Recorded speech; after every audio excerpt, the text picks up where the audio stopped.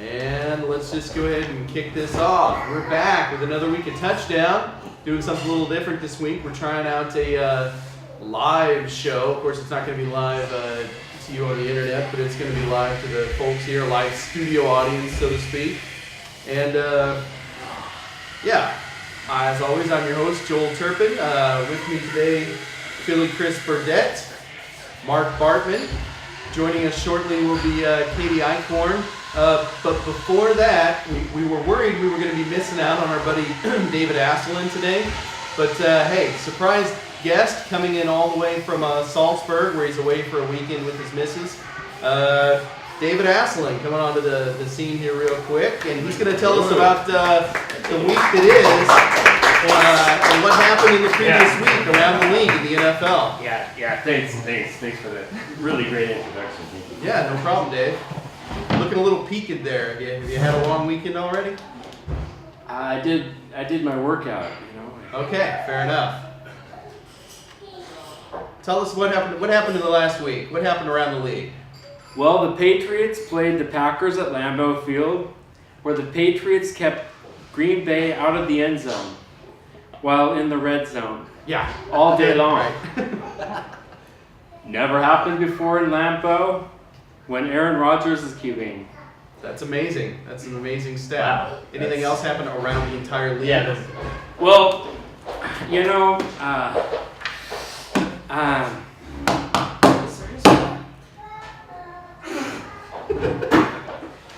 Come on, Dave. Meanwhile, in other important league news, Patriots linebacker Chris White is listed as doubtful with an ankle injury. Okay, that's good. No, it's not good. No, not good. Sorry. Wide receiver Julian Edelman and cornerback Kyle Arrington are listed as questionable. Okay. And future Hall of Famer Tom Brady is probable for the game against the Chargers. Don't worry about Tom. He's got 3 Super Bowl rings. Okay. That's All right. yeah. 3 rings, right, Dave? 3. Yeah. You see that? Yeah. Get on my seat. Oh, and the damned Broncos beat the team that motivated the Patriots earlier this season. That would be the Chiefs, right? Sorry, I just pointed out. Which keeps them close in the AFC, but doesn't really matter because Tom Brady and Bill Belichick own Peyton Manning. They own him. That's true. This Good point, Dave. This is important because it keeps the Patriots sharp while they battle for home field advantage. Okay. No, that's one other very important thing. The Boston media continues to call backup quarterback Jimmy Garoppolo Jimmy G. Jimmy Three Thumbs. Jimmy Three Thumbs, Jimmy G. Yeah. Okay. Well, I appreciate. Hey, Dave, thanks for stopping by. I know you were busy this weekend, so we appreciate the drop in. Yeah, you're. If you're ready to get back to Salzburg now, we'll have Katie join us for the rest of the show. Go Red Sox. All right, go Red Sox. Yeah, absolutely. Thank you, Dave. Thanks, Dave. Hey, thanks, Dave. That was lovely. All right. Welcome, Katie. Well, the lovely Katie Eichhorn is joining us again here now, so we're ready to make it official, I guess. Touchdown live from Pointers Bar and Restaurant in Vienna, Austria. And yeah, Dave did a great job covering the news, but I'm afraid he missed a few bits around the league last week, so I'm going to go ahead and throw a few other things out here. Last week was a great week for big, meaningful games. We had a lot of matchups that were big playoff matter implication type games. As he mentioned, New England actually lost a close one to the Packers. I think he may have missed that detail at Lambeau. The Cardinals, the Arizona Cardinals, continued their recent slide with a stunning road loss to Atlanta, who continue to pace that powerhouse division, the NFC South. But, hey, the Saints are right there on the heels because they surprised the Steelers and everyone else by winning in Pittsburgh, 35-32. Now that, coupled with losses by Browns, unfortunately, and the Ravens, meant that the Bengals' week 14-13 win over the Bucs put them a game and a half clear in the NFC North, which is it's crazy. That's the farthest anybody's been ahead in that division all season. I think pretty much since week 3 at least. Somewhere around there. The Dolphins got back into the playoff picture with a similarly weak win over the Jets on Monday night. But hey, you take what you can get. Absolutely. And what I asked everybody to do, I don't know if you had the chance, but talk about a play of the week or performance of the week or something that stood out for you. I'm going to mention that it's not really a play, but a performance because he's never going to get the chance to get mentioned again. Houston quarterback Ryan Fitzpatrick, 6 touchdowns coming off the bench. Well, not coming off the bench, but getting reinserted into the starting lineup. Put up 6 touchdowns on a week. Never going to happen before. That's more like a season total for Ryan Fitzpatrick than a weekly. So, congratulations to Ryan. Appreciate him coming out and ruining everybody's fantasy week. And yeah, anybody else have something they want to talk about? We've discussed it before, but finally, Cleveland sees Johnny Manziel. Yeah, wow, yeah.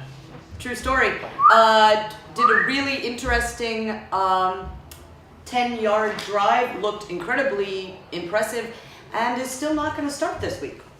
When you got Brian Hoyer, yeah, it's tough to. Come on! Now, I support the decision, but I'll discuss that later. I support the decision to keep Hoyer as the starter, but nonetheless, we did get to see visions of Johnny football and what could be later for us.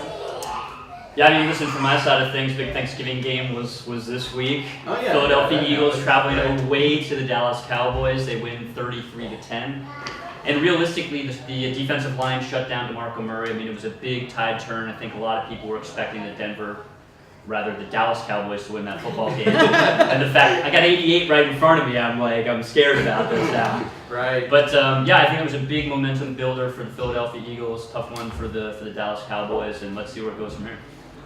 Well, my play of the week has nothing to do for the Dolphins, finally. At some point, I don't have to say anything about the Dolphins, which is unusual. Mine is actually Tampa Bay versus Cincinnati Bengals, It was that last-minute play, and Tampa only needed to get into field goal range to win against Cincinnati, which you would have loved.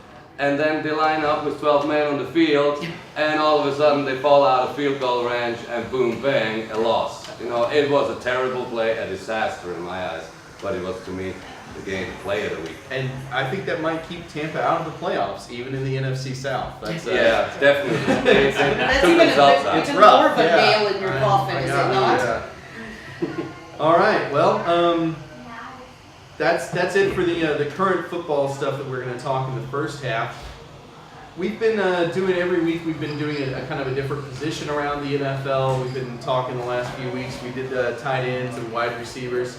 This week we're going to open it up a little bit, and we're going to talk about defensive players. But we're not going to specify and force everybody to talk about just linebackers or cornerbacks or anything specific, but just to kind of choose a defensive player or two from the past that you like, one that maybe you think is one of the best all time at their given position, and then also maybe another player that's more along the lines of one of your favorite historically, maybe one from your team or whatever. And we're going to let Mark kick that one off this week. Thank you very much. Well, to me, I chose Reggie White as the best defense guy ever in the NFL. He was just a big stud. He was 300 pounds, and combined with his speed, he was a threat to every offense line and every quarterback. And I think every quarterback who saw him out there, he was just thinking, okay, after the snap, the ball becomes a ticking bomb and I have to get rid of it as soon as possible. He played 8 years for Philadelphia, 6 for the Packers, and he finished in the year 2000 with Carolina. And he holds NFL records 13 times in a row, selected for Pro Bowl, Rookie of the Year, 3 times Defensive Guy of the Year. He was just a stud. In 1997, he even had a wrestling game, He Wrestling match. A wrestling match. Yeah, It's a sorry, match. it's a match. Yeah. He wrestled his fellow teammate Steve McMichael from the Green Bay Packers. Even though he was so big, he lost that match. But okay, that's just an aside. Unfortunately, the guy passed away in the year 2004 at the age of 43. 2 days after Christmas, and he never saw his election to the Hall of Fame in 2006. And he was a great athlete. Absolutely. What really was interesting to me about Reggie White was not just his playing career, because obviously that was huge, but the impact that he had and his signing had on free agency in the NFL, because that was one of the early signings when they really opened up. The NFL didn't have wide open free agency back then. They had what they called Plan B, and so you got these kind of leftover players. And then when they opened it up and they started letting some really premier players test the free agent market, he was one of the first signings that went to another team and made an impact, and actually was a big reason why they finally got over the hump in the NFC and won the Super Bowl. Got past Dallas and San Francisco and won the Super Bowl. And I hate him to this Yeah. day about the fact that he left my Philadelphia Eagles and did that. Sure, of course. But I mean, it really affected, and thereafter all these teams were trying to make this big splash in free agency, which didn't really work for many other teams. It's rare in the NFL, but that was one that did. So, anybody else? Chris, you got a Hall of Famer that you want to talk up a little bit? Well, it hurts me to actually say this as well. And I initially the thought came in my mind about 2 seconds in on who I was going to select. And then I spent about 5 or 10 minutes trying to figure out why I should not select this guy because he plays for the the New York Giants. Yeah, there you go. And he absolutely decimated during his decade-plus time in New York. The Philadelphia Eagles during that time frame even was able to take down the mobile Randall Cunningham quite often when he was there, and that's Amazing. that's Lawrence Taylor. I mean, what do you want to say about this guy? Let's get the stats out of the way to begin with. Sort of like yourself, he's a 10-time first-team All-Pro, 1986 MVP. There's only been one other MVP defensive player in the league. That was 1971 with Alan Page. He had 7 straight seasons with 10 or more sacks. He's a 2-time Super Bowl champion, first-time Hall of Fame first ballot Hall of Famer. I mean, the guy was a natural athlete. He was 6'5", 240 pounds, an absolute beast. And if you add his athleticism, his speed, his agility, his determination, his probably psychotic nature that was in his mind, he was absolute dominant on the football field. He went around people, he went over people, he went through the people. I've never seen a defensive player in my time frame, and probably I saw a lot of them because he was going against the Eagles, Sure. absolutely pursue the football the way that this man did. And if you sit down and you think about some of the things that he did on that football field, one of the most crazy plays that I've ever seen in my entire life, and we were kind of talking about this a little bit beforehand, was what he did to Joe Theismann. Yeah. He plows through, takes him down, and basically just snaps his leg in half. I mean, like it was nothing, ending his football career. And to this day, Joe Theismann says, "Listen, there's a lot of guys in this league that when you're facing them and they're coming to hit you, they feel like they have an extra ton of bricks in them." And then there was Lawrence Taylor, who he felt like had an extra 2 tons of bricks in him. The man was absolutely a beast. And if you think about how unbelievable this guy was on the football field itself, the guy did himself even more craziness off the football field. I mean, in of itself, Lawrence Taylor is an amazing and complete football player on the field, but when you think about what he did off the field, it just busted for cocaine 2 times. He says that the only reason why he didn't get busted a 3rd time is because he took the urine samples from his teammates in order to pass the test. The guy used to his own word, he used to hire prostitutes, send them over to the hotel of the opposing team players in order to try to wear the guys out before they came the next day. The guy had showed up one day at a team meeting in the morning in handcuffs behind his back. Why? Because he was busted by the cops? No. Because he was with 2 prostitutes the night before. They were trying out some crazy stuff. No one could find the keys. He wanted to make the meeting. He showed up to the meeting handcuffed. So when I think about the guy, again, the fact that this guy was amazing on the field, you put his just absolute craziness off the field. He said one time, "For me, crazy as it seems, there's a real relationship between wild, reckless abandon off the field who makes me who I am on the field." The guy he got smiles, charisma, he got busted at 50. picking up a 16-year-old prostitute in the United States. I mean, wow, Lawrence Taylor. Love him. Love him. Wow. The reason Yeah. why you chose him is because of his stats or because of his His side process. story? Well, this is exactly. I mean, but I think that's the thing for me. The reason why I picked him is because his stats were as impressive as his stats were. You can't ignore the other things that were Lawrence Taylor, and so you put those two things together, and bang.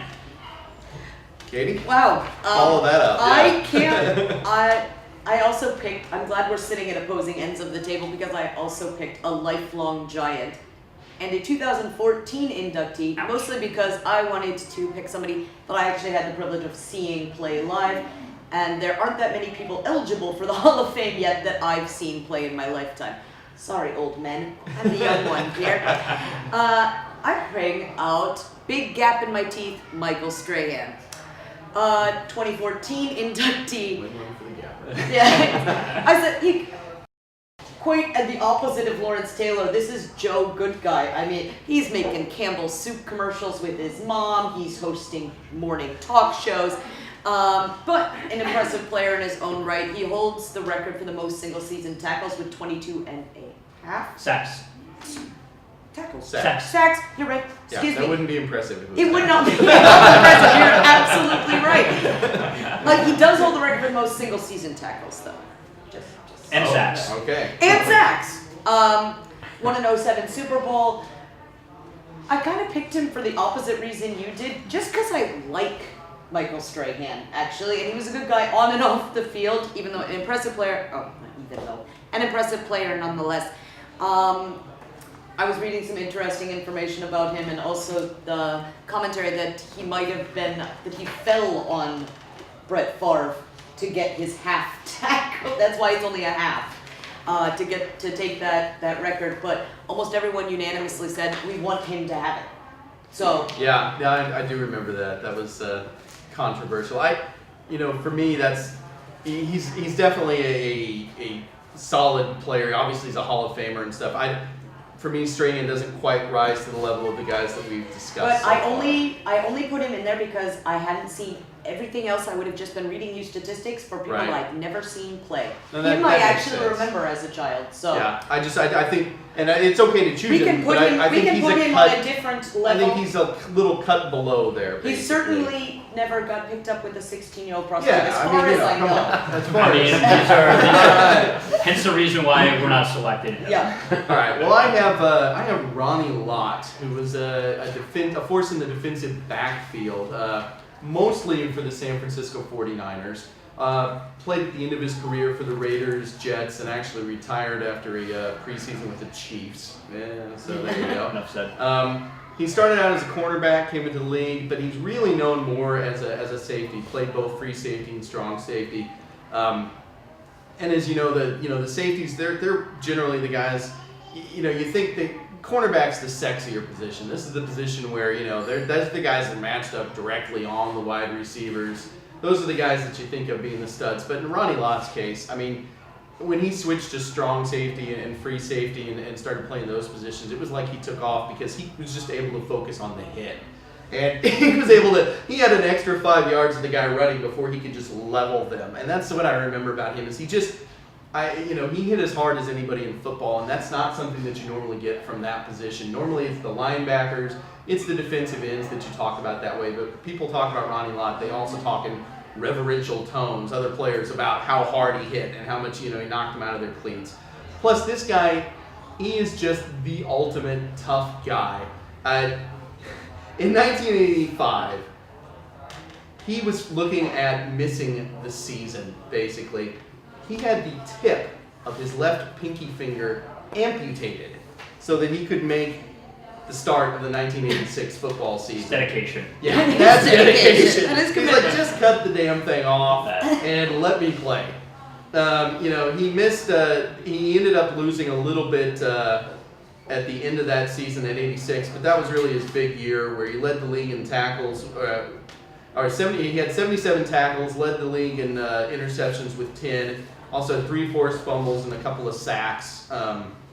Pro Football Hall of Fame, kind of a given. He also had a Defensive Player of the Year season with the Raiders in '91 after he went to them. 4 Super Bowls, just like Joe Montana. He's the only other 49er to have 4 rings from that group. And he was the defensive captain. Joe Montana was on the offense.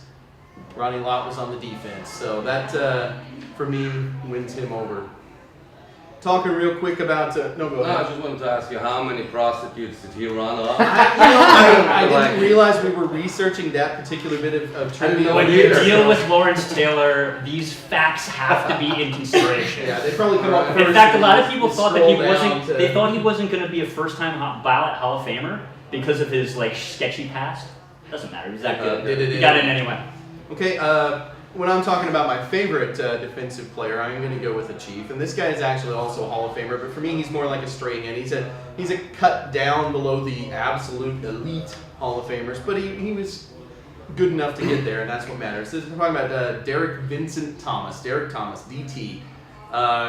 Came into the Chiefs in 1989 in the draft, 4th pick overall, part of just an amazing class with like Troy Aikman, Barry Sanders went before him. Also, some really bad Packers offensive lineman at number 2, but hey, what are you gonna do? There's always one pick near the top that somebody screws up. Anyway, yeah, I mean, and he burst on the scene. He was solid in his rookie season. Second year is really when he went crazy. In 1990, just became one of the elite pass rushers in the NFL. That's the year that he had 7 sacks in one game against the Seattle Seahawks, almost pulled off 8. He also has, that's still an all-time record for one game. He's also got the second place record with 6 sacks against the Oakland Raiders in 1998. He was a bit of a one tool player. I mean, sacks were his thing, but he augmented that with forced fumbles. This guy was just a master, and this was not a popular thing back then. Nowadays, everybody looks to be trying to strip the ball when they make a sack. Back then, it was just not the normal thing to do. It was all about wrapping them up and taking them down. He kind of perfected this thing where he would come in and do this chop, which of course worked with the Arrowhead crowd because our tomahawk chop thing going on. So it was a double thing. And he would chop and knock the ball out and force fumbles, and he did it like nobody else back in the day. He would really just rack those up. He would make game-changing plays. He would be pivotal in us winning these big games at Arrowhead, and unfortunately he also died young. Idiot was out driving in snowy, icy conditions without a seatbelt. Ended up in a surgery or in a crash that caused him to basically be paralyzed, and then a blood clot a few weeks later ended his life. So Sorry to interrupt you here, but that is before my time of NFL. Was he a linebacker or a defensive end? he was a linebacker. A linebacker. Although it was kind of fun later in his career, they weren't sure what to do with him. They kept changing these schemes there, and they wanted to change the scheme, and suddenly they didn't have any position for him, and so they tried to create a position for him. Like, we're going to call this the Hawk. Derek Thomas is no longer an outside linebacker. He's at the Hawk position. I remember, and he was like, okay, yeah, that's going to work. So I think that kind of actually depressed his career totals there for a few years when they started messing with the schemes. Because before that, when he was playing opposite Neil Smith, they would just be like, trading off for a few years, a defensive end on the Chiefs, and they were 14 sacks one year. The other guy gets 15 the next year, then 14, 15, 21 in his 1990 season. So yeah, Derek Thomas. Well, I chose a linebacker myself, and that goes out to the number 54 of the Miami Dolphins. And he's already got the sack in his name. It's Sack Thomas. See, yeah, he was linebacker for the Miami Dolphins from 1996 till 2007. And to me, what he did for Dolphins defense was just outstanding. He was middle linebacker, and that means he was the brain of the Dolphins defense. And he was a rather small guy, my height. He only stood 5'11", but he understood the game and he could read the offense like no one else. And I sometimes even taped Dolphins games and rewatched him just to see him make tackles, make plays, and he was just so fast, and wherever the running back went, he was on that side. He was just there. And he's one of only 3 players in the NFL who recorded more than 100 tackles in the first straight seasons in the NFL. Now that doesn't seem much, but it means 6 tackles per game, and that's quite a lot. And then after he left the Dolphins, he played a year for the Dallas Cowboys, and then he finished actually with the Kansas City Chiefs. They like to take no, pride no, at the no, end. no, no. That is the funny part, because that's why the honorary mention comes. They didn't want him, you know. And now then, in 2009, he signed a 1-day ceremonial contract for $1 and retired with the Dolphins. Now that is why I wear that. I wouldn't wear it if he retired with the Chiefs. No, fair enough, fair enough. Katie? Alright, I've also got a linebacker and still playing off no, completely different thing. Cowboys? Joe Good Guy. Joe Good Guy. Joe Good Guy. I've taken a former Buckeye in light of my big win last night against Wisconsin. I have Chris Spielman, namely for his presence both on and off the field. I said, when you talk about players you like watching play, I like watching him commentate now, but he was as much of a leader on the field as he was in the community afterwards. And I said the only reason that he retired was actually after his wife was diagnosed with breast cancer, and he went on to become really pivotal in doing a lot of things off the field. 4 Pro Bowls, was big on the Lions defense, 88 to 95, during when there was a lot actually happening for the Lions at that point in time.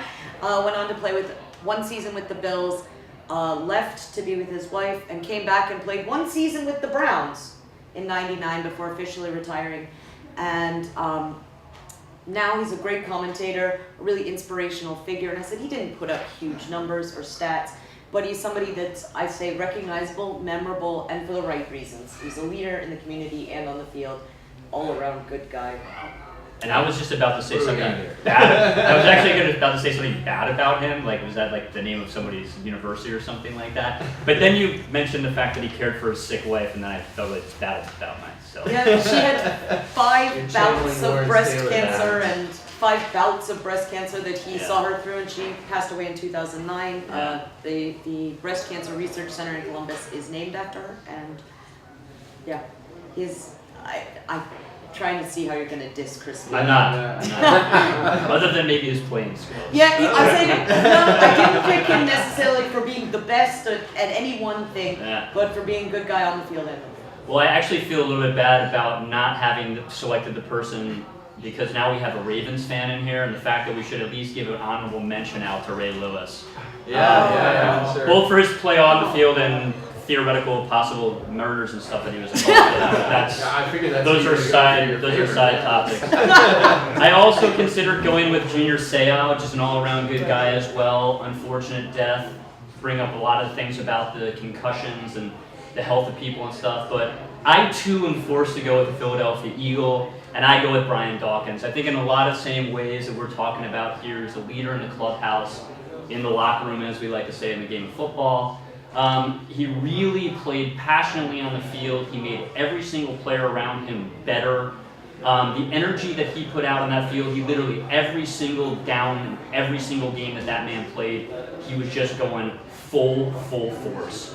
The fact that he ended up being traded away from the Philadelphia Eagles was like an absolute disaster for him. I mean, I was surprised he was actually going to continue to play. But similarly, he was able to get back and retire a Philadelphia Eagle. And yeah, I mean, what's there to say when you still hear him give interviews? He talks about with such passion and with such desire about the fact that he was even just able to play the game of football, the fact that he was able to be successful on the football field, the fact that he was able to, you know, be part of the community with the Philadelphia Eagles, make a Super Bowl, although not win the Super Bowl. And so for me, it's Brian Dawkins. He was a guy that was really fantastic to watch, even just coming out of that football field when he used to run out of the tunnel at Veterans Stadium and finally Lincoln Financial. I mean, it was just absolutely fantastic to see him passionately out there. Okay, we're still doing okay on time, so we're going to talk a little bit, just maybe not quite as in depth, but about the current situation with defensive players in the NFL. Did anybody actually choose J.J. Watt to talk about today? I thought that following our pattern of saying Yes. we'll pick everybody One guy, except yeah. this one guy that's so much better than everybody That's what I was else. thinking. I'm assuming that we all agree that at the moment, J.J. Watt is the best defensive player, maybe the best player in the NFL. Hands And down. really, who knows, this could be the third season we look at a defensive player getting the MVP when it's all said and done. I certainly think he's in the running. But what we're going to do is, everybody's going to throw out another player that we think is just below that notch in the current scheme of things. Mark, who you got? Well, just probably not below the notch, but my probably defensive rookie of the year, I'd go with Kyle Fuller from Chicago. Currently this season, 3 interceptions, 3 forced fumbles. In the Thursday game against Dallas, he held Des Bryant to just 82 yards, no touchdown. I think he's going to be one of the good cornerbacks, and Chicago can definitely rely on him. Katie? Since I was kind of prompted by Dave in his stead to pick a Patriot to discuss. Yes! I don't know if this will anger him somehow because I'm doing it without him here, but to pick up the slack, I will take his Darrelle Revis and talk about Revis Island. I have to say I don't love the nickname because he gave it to himself. Yeah, no good sure. nickname you shouldn't give yourself your nickname. No. It feels a little forced. Nonetheless, what can we say? It's not an unmerited nickname, I shall say. Was with Tampa Bay, I think, when he got that or gave himself the nickname, which is where it comes from, Revis Island and the Bay, and I don't know. Jets now, in his first season with New England, he holds the record for the most career passes defended. He broke that record at 98. He's standing at 112, and he's not even looking close to being done with his career. He's also got the tied for the longest return with 100 yards. So starting at the end zone, did that in 2001. He's scary. I think he's a multi-threat talent, a good cornerback as well. Cornerbacks are fun to watch because you're never quite sure when they might pop up and what they might do. He's forcing fumbles, he's picking off passes, he's all over the place. And as much as it breaks my heart to pick a Patriot, I gotta give it to Darrelle Revis. Yeah, listen, I go with Richard Sherman. I mean, I think it's sticking with the whole cornerback thing and sticking with the theme of, hey, it's not just what you do on the field, but it may be a little bit of what you do off the field. I mean, from my side of things, he goes up routinely with the #1 receiver on every single team that he plays against. He runs his mouth like an idiot, yes, I grant you that. I think that also brings enough additional inspiration for the different receivers that he's going up against to say that, hey, he can even shut these guys down when he's talking smack the way that he's talking smack. I also like the fact, to be honest with you, that he's a little bit against the NFL. Listen, the NFL is a big, strong beast of an organization. They have their will against whatever they want quite often. And the fact that he stands up against them and goes against some of those things, whether it's the complaints that Marshawn Lynch, who got fined for not speaking to the media, and as a result, they had this little play last week, was fantastic. So yeah, I mean, listen, I go with him. I'm maybe not the most popular choice because of some of the things he does off the field. But hey, in the end, the NFL is an entertainment place, and that's why I go with the guy. I feel like we've got like a devil situation going on. Yeah. Sometimes it might even be the other way around, though, Katie. Yeah, playing against type. Yeah, exactly. So that's great. I'm going to mention a linebacker of the Carolina Panthers, Luke Kuechly. Yeah, one of these guys where you're never quite sure how he actually pronounces it at home. I think Kuechly is what I hear most often. Switzerland. Yeah, maybe. Could be. He's a third-year guy, and he's one of those guys that really he's already in the mix as one of the best players in the NFL. First year he had a nice season, but really it was last year where he stood out. Becoming the leader of that Panthers defense that was much more stingy last year than it is this year. They've really fallen apart a little bit this year, but his play is still solid. He ended up basically kind of leading that defense. They ended up the runner-up in points and yards allowed as a team. One big game in late December last year, 26 tackles and 1 interception against the Saints. Basically 6 tackles more than the previous team record, and a new NFL single game record. Was the AP Defensive Player of the Year last year, having another solid year, not quite as remarkable, but still quite good.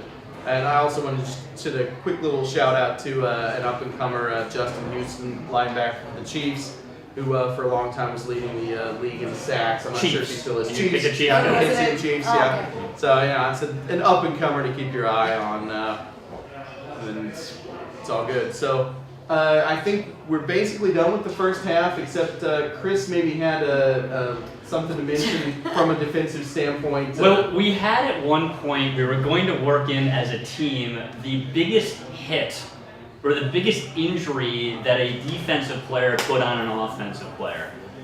I would have probably gone with the Theismann thing. I saw you put the Theismann. In fact, every time I see the Joe Theismann thing, I feel like I want to throw up, actually. Yeah. But It's literally, I injuries, just, yeah. I It's can't. cringeworthy. This thing when the leg breaks down in half is just absolutely horrific. I will, to keep with the theme of the devil, I will go with the Michael Irvin being carted off the field against the Philadelphia Eagles, at home against the Philadelphia, meaning in Veterans Stadium against Philadelphia Eagles. You know, a lot of times the hits, you don't really think too much about them. You see a big break or something like that, it's a bit more obvious to you. But his head ends up hitting down to the ground. He's basically kind of unconsciously knocked out for quite a long time. Ended up actually leading to spinal cord injury, and it was the very last play that he'd ever played in his entire career.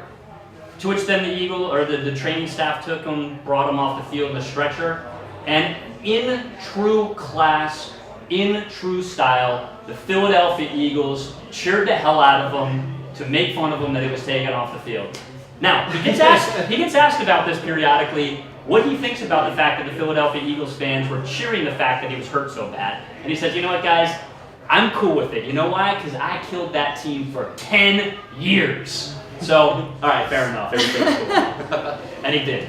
Yeah, and you know, really the whole breakdown of plays, the whole idea was we wanted to have a good excuse to show a video of Tom Brady being injured by the Chiefs back a few years ago. With Well, Dave wasn't here. it supposed to be a whole But when, special? yeah, when Brady Dave being wasn't hit? here, it took the fun out of that. So we kind of went away from that theme. But you seem so enthusiastic. We want to give you a chance. I mean, anytime you end his career, it's not a bad thing in football. I thought maybe we were just gonna put the butt fumble on repeat constantly. All right, so we're going to take a short break, probably just about 10 minutes or so, and then we'll come back with the second half, talk about the upcoming games for the week. See you in a minute. Thank you. That's fine. That's fine. A lot of fun starts.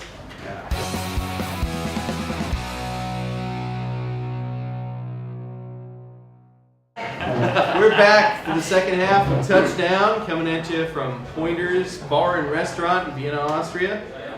Don't need to introduce everybody again because we did that in the first half, so we'll just get going. Prost. There we go. It's beer half. It's the beer half. There you go. I got started early. Gonna talk just real quick and recap how we did on our picks last week. We all had Miami at the New York Jets. Miami, of course, won that game, pulled it out at the end. Exciting game. I think we were all, riveted by the action on the field. I know I was. Stayed up late, of course. Katie and Mark had the Jets to win, and Joel, Philly, Chris, and our absent colleague Dave all picked Miami. After that, San Diego and Baltimore. San Diego won. I took Baltimore. Chris, who was absent, left notes, said he took Baltimore. Katie took Baltimore. Mark took Baltimore. And only Dave had faith in the San Diego Superchargers to win on the road. Dave is a beast with his picks. Dave is a beast. Well, I need to get him to give me a lottery ticket sometime. Following that, we talked about Denver at Kansas City, where basically myself, Dave, and Katie all took KC. Mark and Philly Chris both took Denver. And then after that, we had New England and Green Bay. Green Bay won it. Myself and Katie took the Packers to win, whereas Chris, Dave, and Mark all went with the Patriots. So basically that means that I went 2-2, Dave went 2-2, Philly Chris went 2-2, while Katie and Mark both went 1-3. Not our most wasn't an impressive week. auspicious week there. So they were tough games, but what are you gonna do? I'll explain it later on, why that You happened. explain later on why that happened. Okay. Well, this week's upcoming games, I'm going to kick off the action. I'm going to talk about Kansas City at Arizona. We got a lot of good games this week, a lot of games which have playoff implications. This is definitely one of them. Both teams are reeling after getting out early. They were looking like playoff contenders, both of them. Now they both really need a win. Arizona's hurting due to the loss of quarterback Drew Stanton, who finally remembered who he actually is and stopped playing at replacement level and took it down a notch.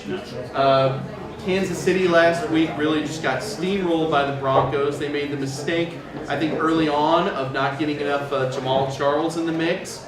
Tried a couple of passes and that didn't work. Broncos got off to a good lead. We played catch-up all week. That is not our game. We do not do that, especially against a team like Denver. So basically the key to this game is for Kansas City to stay close. They cannot let that happen again this week. They cannot let the Cardinals get off to a big start. I don't think that's going to be a problem, though, because as I mentioned, Drew Stanton is playing quarterback, not Peyton Manning this week.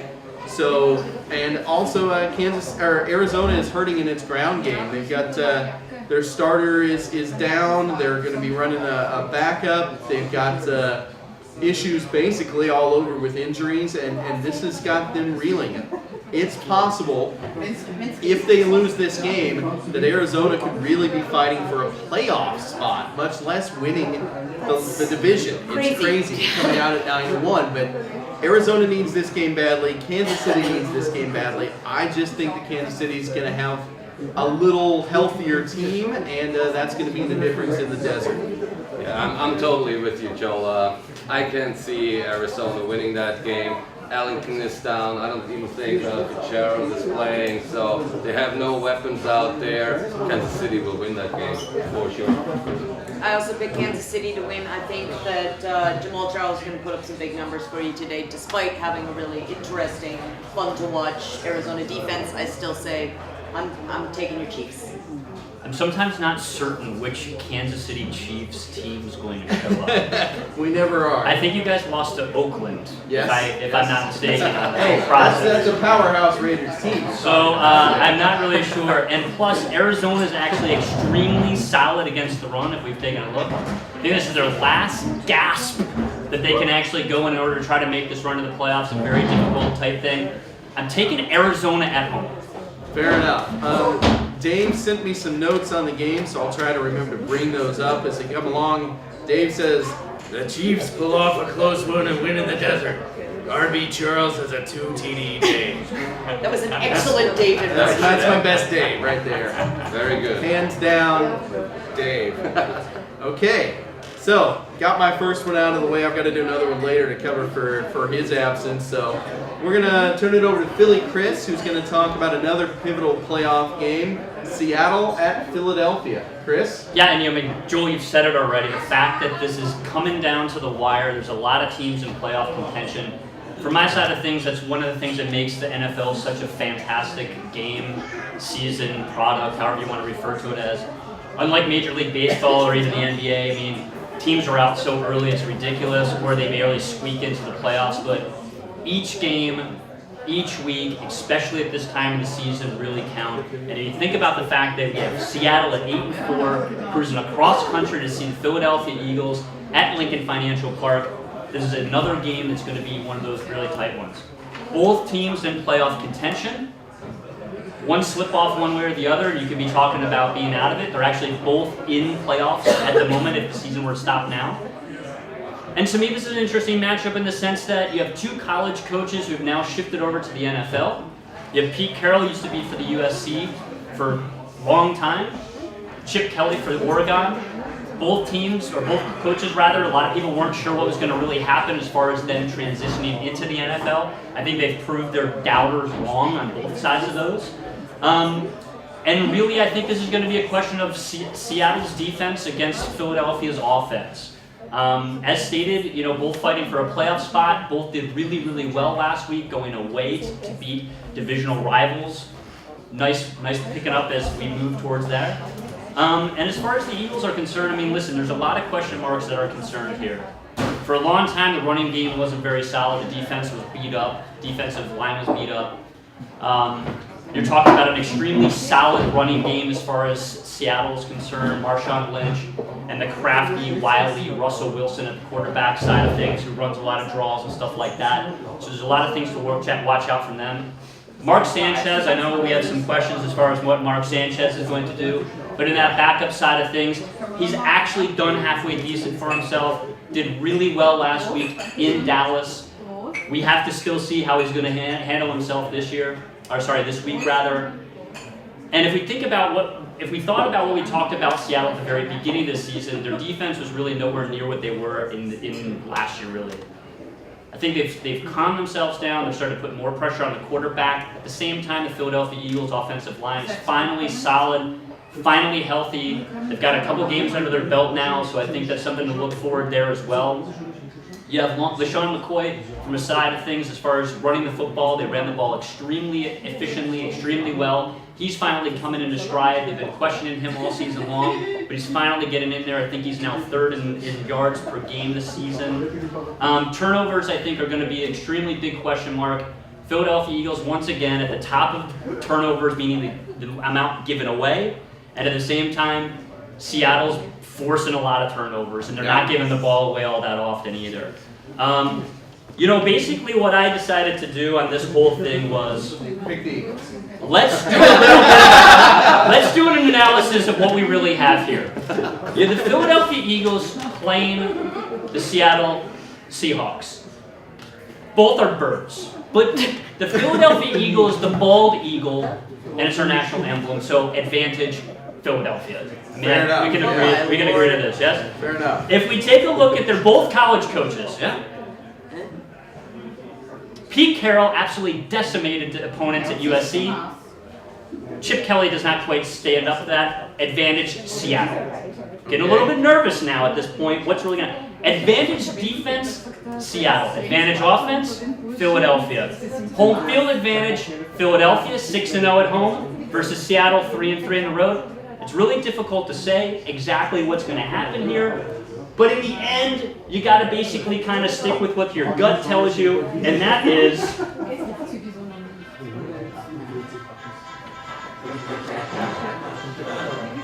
All right. Yes.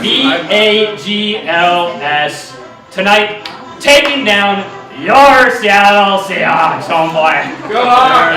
Fair enough. 12. Yeah, it's hard to argue with that. That's tough. I do want to back up the fact that Philadelphia, they've had a lot of sneaky things happen recently. As he mentioned, LaShawn McCoy, everybody still, especially if you're playing, say, fantasy football, you still kind of have this feeling that it's an underachieving season for him. But really, since the offensive line came back healthy in like week 5 or so, the guy has been right up at the top of the league. He's running the ball with consistency, with authority. He's back. The Eagles are back in a lot of ways. Their defense has only given up, about 6 points over the last 2 weeks? Very sneaky this season for them. They're bringing it up, yeah. Yeah, so I too am taking Philadelphia home. I think it's going to be close. And again, as he mentioned, the turnovers could be the difference. If Seattle's able to pull a couple of them off, then that could change the whole tone of the game, and that'll be the end of it. But yeah, assuming that it goes the right way, Philadelphia wins at home. There you go. And gosh, we just had a person in a Chiefs gear walking the bar, so I gotta say shout out to the Chiefs gear. It's distracted, huh? So that's gonna be distraction me from a moment, but gotta say hey there. Okay, so next what do we got? I'll just break it down shortly. I said when Nick Foles got hurt, Mark Sanchez took over. I said he'll be 3-3 after the regular season, so he's at the moment with 2 wins, 1 loss. He'll need a loss in order for me to be accurate. Seattle will win the game. No, I'm picking Philadelphia, and I'm just going to leave it at that. I think we've had a full analysis in hopes that I get to have one of these younglings later. I pick Philadelphia No way. for the kiss-up win. We have Green Beers, home of the oldest brewery in the United States of Thank you America, very much, Chris. from the United States. Even though you decided to go with Seattle, I give it to you anyway. I'm gonna read Dave's notes verbatim here because I'm not sure what he meant to say. So I just gotta say what he said. He says the Eagles The Eagles shore over the Seahawks. Sanchez rides the home vibe. I think that means he's taking Philly. He is. He's saying Philadelphia. Sanchez rides the home vibe. I think it was something. That's I think a way it to was put a it. surfing ocean Shore bird over metaphor. USC, I don't know. All I'm right. not sure. Fair enough. Okay, well, up next, Katie is going to talk Indianapolis and Cleveland, which, again, another game with serious playoff implications. Yep. We need to win. Namely, the Browns need to win this game. And there's been so much talk off the field this week about the quick cameo we got from Johnny Manziel, and a much anticipation about who Mike Pettine was actually going to start. And he went almost unquestionably just said, Hoyer, done, over. I think this is a smart move to stick with or dance with the date that brought you, as it were.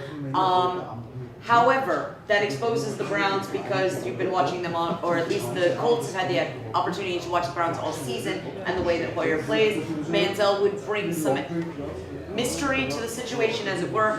Nonetheless, I say this is a wise move for them on a loyalty standpoint. That being said, Hoyer knows what's riding on this game in terms of performance. He has not played well, thrown 6 interceptions in the last 2 games. He needs to step it up. Indianapolis, secondary, 7th worst in the NFL against the pass, which means I think we're going to see the ball go through the air a lot today. Hopefully, the Hoyer-Gordon connection will be firing on all cylinders today. It wasn't quite there yet last week, but these players know each other well, and I think as long as they can keep the ball in the air, do not put it on the ground. We saw that horrifying last week against the Bills. We could not move the ball forward at all on the ground. I think we're really going to need to rely on a pass game. I think special teams could also play an interesting role here, so I'm picking my Cleveland Browns to win in a very close game at home. I'm hoping. I'm picking it just because I want it to. Sure, Of course. You're allowed to do that, Katie. You can do that. I'll just quickly destroy your hopes because there is no way I can sweet talk the Browns. The Colts will just win it even by the spread by 9.5. They'll win by 10 points or more. Okay. For sure. Wow. I too am just not quite seeing the Browns thing. I'm really curious to see how long of a leash Hoyer has this week. Do they really just let him play out the whole game, regardless, or if they get down 7 early, if he starts off the game poorly, if he throws a couple of picks, is he yanked? Is that the end? Or and if he does get yanked, is that the end for the season, or is that just one more game? I think we're you're all curious to see reiterating how the this goes. concerns of the entire city of Cleveland as well. Nobody really knows where this is going to go. And is that exciting? Well, if you're not a Browns fan, yes. If you are, it's a bit. It creates a bit of anxiety. I think the Colts are going to win. I don't know that it's going to be a blowout. I think maybe it stays close, but I think the Colts are going to win, and I think it's not going to be one of those last-minute kind of things. I think they're going to have a comfortable lead that maybe looks closer than it is at the end with a late touchdown by Johnny Football. Who knows? Anyway, when it's all said and done, I'm going with the Colts. Dane, however, says the Browns pull off the upset over the Colts and win on turnovers and special teams. Follow that. Yeah, listen, I think it was in my opinion, I get the reason why they put Johnny Football into that football game. They were basically doing nothing. But as far as the decision to actually go forward with that and make that call to put him in the football game, I think it was absolutely terrible. You have a extremely arrogant football quarterback there in Johnny Manziel. He's going to put a little bit more uncertainty into the locker room there. As you stated, and Hoyer's gotten him to this point, I think is a bad thing, and I think that the Browns are going to be a little bit reeling there. Obviously, you have to play against the Indianapolis Colts as well. I take the Colts in this one. That's okay. I'll be the voice of dissension. All right, Mark's got Baltimore at Miami. Baltimore at Miami. I could talk probably for half an hour, stats and whatever, but I don't want to do it. all I'd like to give you guys is because I'm well known by now for my cooking metaphors, and I got a cooking recipe for you, you know. First of all, we have to catch a raven.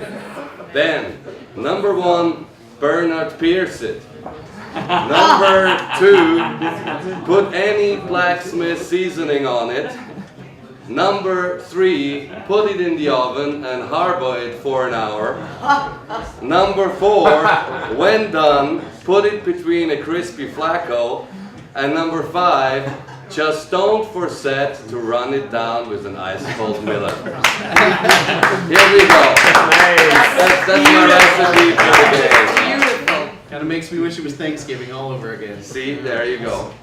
I never liked to And I wash don't even anything want down to with pick anymore. anyone because that is why I'm so bad lately, because I usually pick who I want to lose. Remember last week I picked the Patriots, finally they lost. Yeah, thank you. Yeah, way to So go. you give us the analysis, Joel. Fair. I'm going with Miami to win. At home.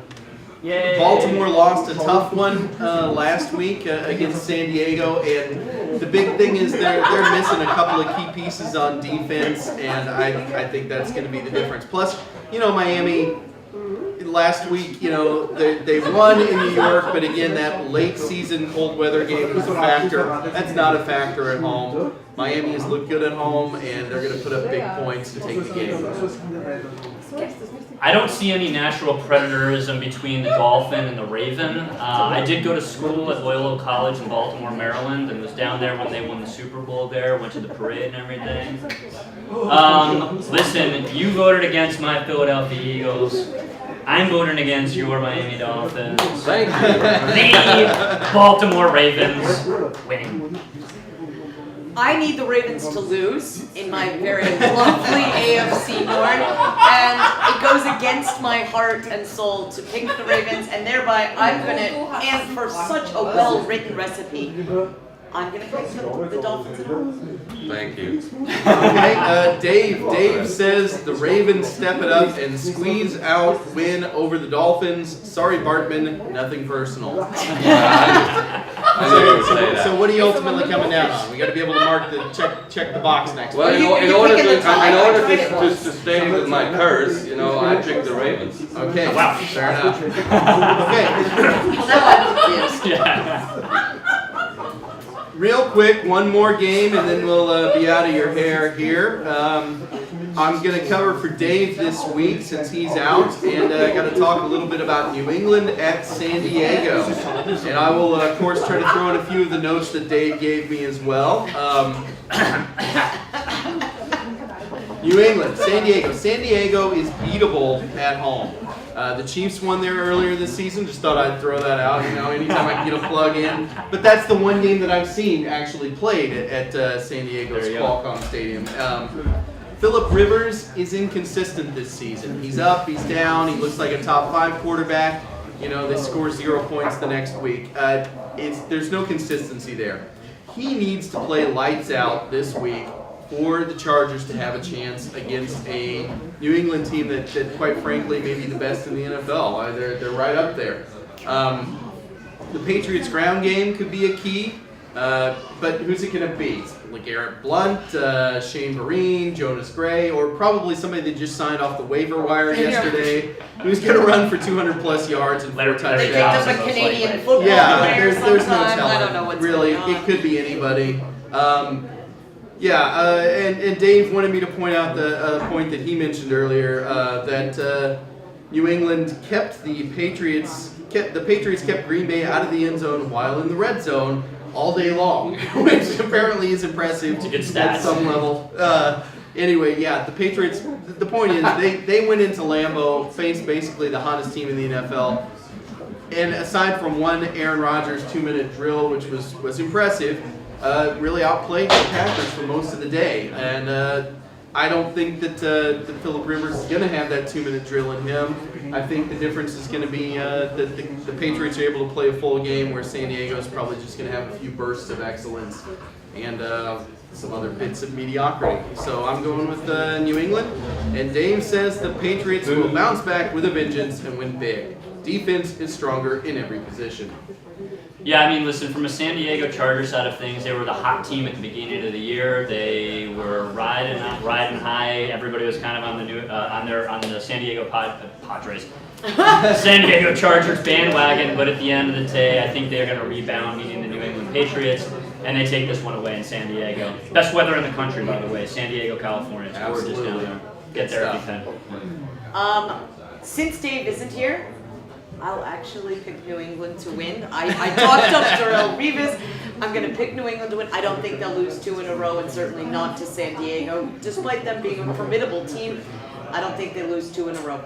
Yeah, that was something I forgot to mention. Just Belichick losing in this era with him and Tom Brady losing 2 in a row just As doesn't much as I happen very love often. to see it, Sure. I would forfeit the pick to watch Yeah, Patriots lose twice in a row, but I don't foresee it. especially just to spite Dave a little bit. Right. Mark, what are you doing? Well, the Dolphins would need a Patriots loss. The Patriots won't do us the favor. So I stick with my Patriots curse and I pick the Patriots. Okay, fair enough. All right, and that about does it for this week at Touchdown. Thank you guys for joining us out live. Does anybody have any questions or any things they want to add from the audience before we wrap it I up? see some hand motions in the back. Hey, is everything, Yeah, everything there- under control with your group back there? The AP rankings must have just come out, or the college football rankings came out to move Ohio State into 4th place with a dominant 59-0 win against Wisconsin On yesterday. Wisconsin, not on Wisconsin. Wisconsin. All right. I think they were ranked 12th in the country. Come on, guys. What's the final score of the Eagles Seahawks game? It's 23-10 Philadelphia Eagles. Wow, Wow. that's confidence right there. There you go. You heard it here first. So get something into your bookies quick if you're going to. He slipped on a bar of soap today. All right, guys. We look to wrap this up by 6:45, and that's what I got on my clock. Wow, So it's like we're like a Swiss watch. that's how we All do right, things. thank you. Thank you, guys. Let it go.